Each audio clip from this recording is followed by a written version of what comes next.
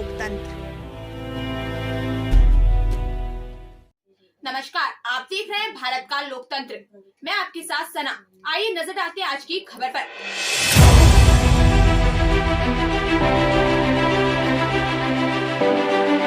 दिनांक 17 अगस्त 2022 को विधानसभा हरिद्वार ग्रामीण के गांव बहादुरपुर जट में सभी गांव वासियों ने जो दलित समाज के बच्चों को पानी पीने के लिए उस स्कूल के मास्टर द्वारा पीट कर हत्या कर दी गई। आज आजाद समाज पार्टी भीम आर्मी के पदाधिकारियों के साथ मिलकर गहलोत सरकार का पुतला दहन किया। सरकार से मांग उस हत्यारे मास्टर को फांसी दे। राजस्थान सरकार प्रदेश सचिव मोनू राणा, भाजपा उत्तराखंड विधानसभा अध्यक्ष विकास तेजिया, मीडिया प्रभारी सचिन कुमार आनंद, रमेश राहुल, आशीष शुभम, गगन जोनी, विशु अंकित, अंशु शुभम रवि आदि मौजूद रहे।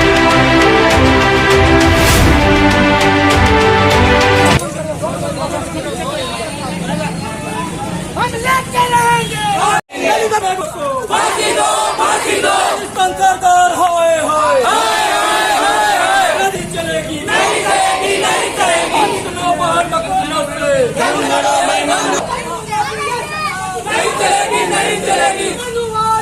नहीं चलेगी। मेरा नाम मोनू राणा है। मैं सबसे पहले तो अपना नाम। मेरा नाम मोनू राणा है। मैं प्रदेश सचिव हूँ आज़ाद समाज पार्टी भीम आर्मी में। सर, जैसे आज जो है यहाँ पर जो विरोध प्रदर्शन हुआ है, इसको लेकर किस कारण ये प्रोटेस्ट हुआ है, इसके बारे में? सबसे पहले तो आप लोगों का चैनल का धन्यवाद। और इस देश में इतना बड़ा कृत्य हुआ है, एक 9 साल के बच्चे को एक टीचर के माध्यम से मारपीट कर उसकी हत्या कर दी जाती है। वहाँ की जो वर्तमान सरकार है वो दलित विरोधी है, क्योंकि एक छोटा सा बच्चा जिसे जात पात धर्म के बारे में कोई अनुभव नहीं है, अगर उस बच्चे ने एक मटकी से पानी पी लिया तो इतनी बड़ी बात नहीं थी। वहाँ की जो सरकार है कहीं ना कहीं दलितों के लिए भेदभाव रखती है। उस बच्चे को पानी पीने के जुल्म में एक टीचर ने बुरी तरह मारपीट की और उसकी हत्या कर दी। वहाँ की सरकार दिखावे के लिए उसकी गिरफ्तारी करती है।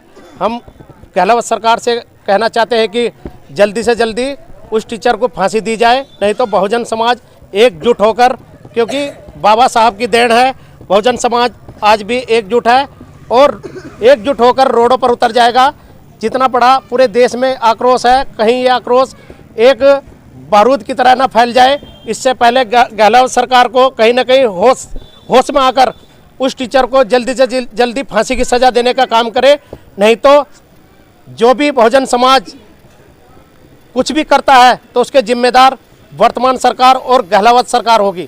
क्यों बार ऐसी खबरें आ रही हैं कि दलितों का उत्पीड़न, तो अगर आजकल की बात की जाए पिछले 2 महीने से लगातार राजस्थान में क्यों दलितों पर ज़्यादा उत्पीड़न देखने को मिल रहा है? जो वहाँ की सरकार है वो दलित विरोधी है, भेदभाव छुआछूत वहाँ प्राचीन काल से ही चल रहा है। क्योंकि जैसे अभी भीम आर्मी के जो राष्ट्रीय अध्यक्ष अगर चंद्रशेखर रावल का भी एक प्रोग्राम है राजस्थान के घटना हुई, अगर राजस्थान सरकार इस प्रकरण को लेकर के गंभीर न हुई तो आगे का स्टेटमेंट भीम आर्मी का क्या रहेगा, इसके बारे में बताइए। हमारे जो राष्ट्रीय अध्यक्ष जी है वो राजस्थान पहुंच चुके थे, मगर वहाँ की जो सरकार है बहुत ही मानसिकता तुच्छ मानसिकता की है।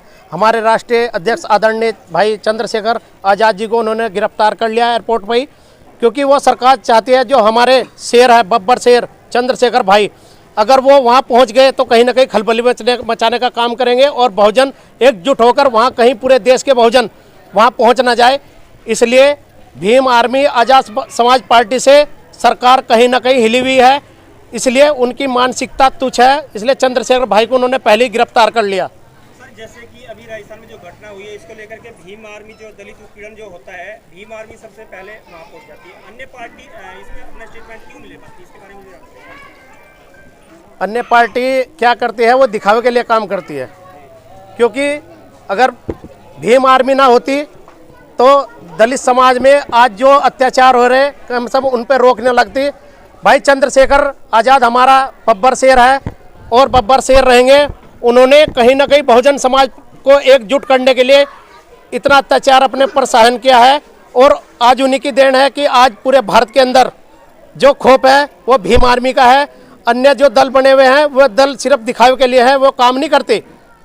वो तो सिर्फ राजनीति पर विश्वास करती है और बहुजन समाज के वोट लेने पर विश्वास करती है। सवाल आपसे ये है कि मान क्या है? कोई राजस्थान सरकार के द्वारा अगर कोई ना इसमें कोई स्टैंड लिया गया तो आगे की क्या कार्रवाई होगी बीमार? अगर राजस्थान सरकार ने अगर इसमें कोई कार्रवाई नहीं की तो भीम आर्मी कहीं ना कहीं बड़े बड़े अधिकारियों के कार्यालयों को घेर कर और चक्का जाम करेगी और रोडों पर उतरकर कहीं ना कहीं अपने इंसाफ के लिए, अपनी आज़ादी के लिए लड़ाई लड़ने के लिए आगे अग्रसर रहेगी।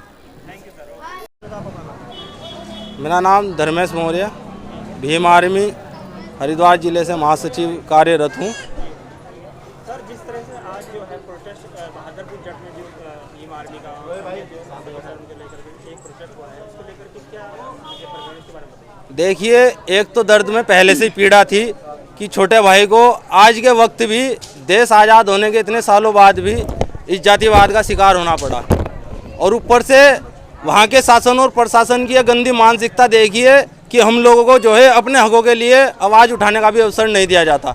हम लोगों को कहीं ना कहीं टारगेट करके देखिए कितनी गंदी मानसिकता है कि चंद्रशेखर भाई वहाँ छोटे भाई को इंसाफ दिलाने के लिए निकले और उनको जो है एयरपोर्ट से ही गिरफ्तार कर लिया गया। तो दर्द फिलहाल बहुत ज़्यादा है प्रत्येक युवाओं में, बच्चे बच्चे के अंदर आक्रोश की भावना है। अगर चंद्रशेखर भाई को मैं नहीं कहता, ये पूरा समाज कह रहा है कि वो हमारे एक प्रकार से मसीहा है। हम उनको बहुत इज्जत और मान सम्मान देते हैं, उन्होंने हमारे लिए बहुत बड़ी लड़ाई लड़ी है। अगर उनको खरोच आई या उनको लंबे समय तक डिटेन कर रखा गया तो इसका खामियाजा यहाँ हरिद्वार सरकार को बहुत ज़्यादा भुगतना पड़ेगा, यहाँ के शासन और प्रशासन को भुगतना पड़ेगा। जालौर घटना को लेकर आपको अगला अल्टीमेटम क्या दिया गया? देखिए, अभी सब कुछ डिपेंड करता है क्योंकि हम एक संवैधानिक लोग हैं, हम कानून से बाहर जाके कभी कोई कार्य नहीं करते।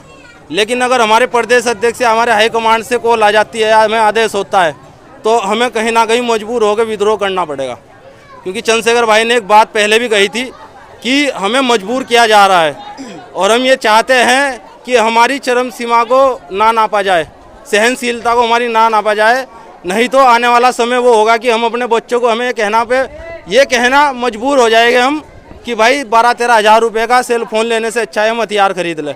क्योंकि अगर शासन प्रशासन हमारे समाज की रक्षा नहीं कर पाता है तो हम खुद स्वयं अपने बहुजन समाज की, अपने बच्चों की, अपनी बहन बेटियों की रक्षा करने के लिए हम खुद तैयार है, तत्पर है। सर, जैसे दलित उत्पीड़न जो होता है उसके लेकर के चंद्रशेखर जो रावण है उनके द्वारा जल्दी से स्टेटमेंट दिया था, लेकिन उनको आए दिन इतनी गिरफ्तारी का सामना करना पड़ता है।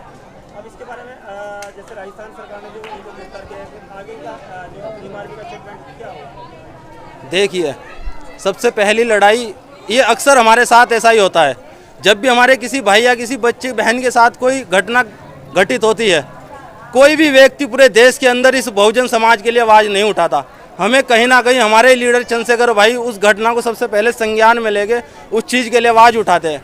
और इस देश की हो या किसी भी राज्य की कोई भी शासन प्रशासन कोई भी गंदी मानसिकता हो, ये लोग सबसे पहले हमें गिरफ्तार करने का काम करते हैं। ये कहते हैं कि ये लोग हुड़दंग मचाते हैं, लेकिन हम मजबूर हो जाते हैं कि जब हमें न्याय नहीं मिल पाता तो हम क्या करें। फिर जब हम बेबस हो जाते हैं तो हमें फिर कहीं ना कहीं सड़कों पे उतरना पड़ता है।